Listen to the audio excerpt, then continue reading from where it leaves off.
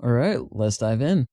As previously discussed, the purpose of this course is to walk through all of the features and offerings that Revit offers, uh, whether it's architecture, structural, or mechanical, electrical, plumbing, and other trades. We're going to cover a wide range and a depth of features that Revit offers.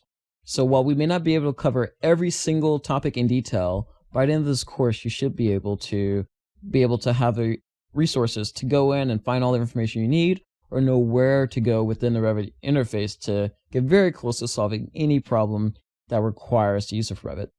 So let's go in. So to begin, the first module is going to just cover the basics. And with that, we'll go over how to download Revit. And of course, if you're working within a larger organization and this step is probably already covered, you can skip this particular section of the module. We also will go very in depth with the Revit interface and understand how it all interacts with other tools of Revit. We'll walk through some of the basic architectural geometries for this module, basic annotation and parameter manipulation to help you set up a project and sort of have the foundation you need to draft and generate 3D elements in Revit. Before we do that, I just want to quickly cover the benefits of using Revit. As most of you know, Revit is very useful for containing BIM, building information modeling, as opposed to regular 2D CAD, which also has some building information, but not nearly as much. Revit offers so much ability and a wide range of capabilities of containing building information or data, whether you want to use it for documentation or generating construction logistics, or if you want to use it for the maintenance and operation of the building. Of course, this could be used for visualization and 3D renderings. All of these things can really be used and entailed within one BIM model. Another benefit of this is it could be used for allowing external organizations to access different parts of the data, whereas your organization can control what information gets put out there. You can add in plugins or use some of the data and the programming aspects of Revit to export the information in selective ways. So what we're going to do in this course is we're going to go through the basic sample project that is by default installed in most Revit downloads and Revit packages, and we'll show you how to access those. Even if you don't have it downloaded, we can just show you where it is, and we'll provide a download of it ourselves as well. But we're gonna walk through this packet, which on the sheets has various views and details and things set up. It's not a full construction documentation set, but we will try to cover as much as we can, and we're gonna be able to recreate this set. And while we won't cover every single aspect of this particular set that we have, we're gonna give you the tools to be able to recreate this from scratch. And of course, if you have any questions, feel free to go into the forum and request help with anything, and we will happily dive in and assist you.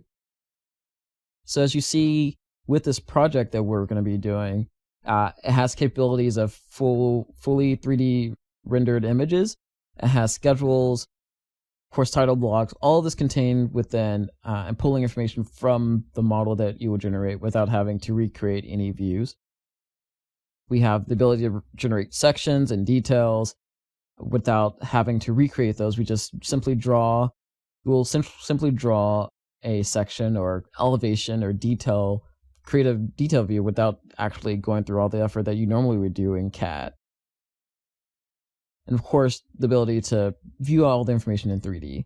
So let's dive in and take a look at what the model actually looks like in Revit itself.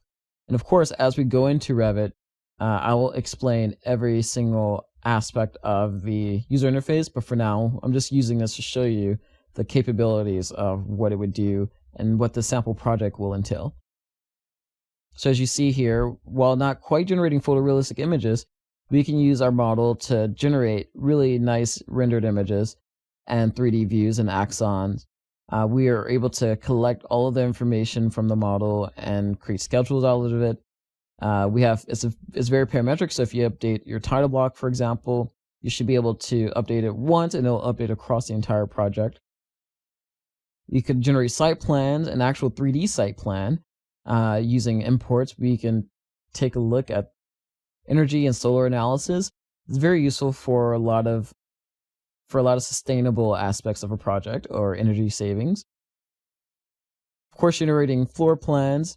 When we're doing that, we are also able to not only just create and label spaces, but each space ends up having lots of data associated, whether it's the area, the perimeter, the volume. We have names, and we can add all sorts of other information about this space. And it'll all be stored and be able to access and be used and parametricized and using schedules. And if you want to create a software plugin that operates on this, we can do that as well. Of course, in elevation, you see that that we can generate elevations and sections, and that can be done from the plans. Even just double clicking on one of the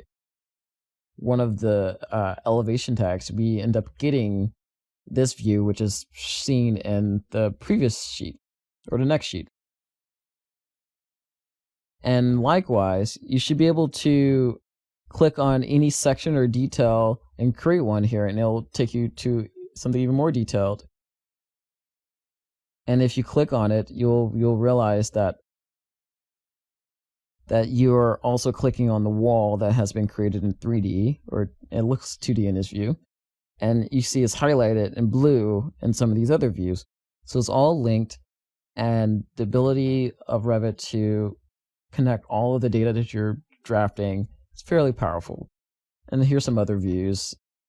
If you want to get some details or close-ups of things, even, of course, the levels and grid lines are parametric and contains a lot of information that you use, and a lot of information will be hosted upon here. So it's not just a simple drafting line.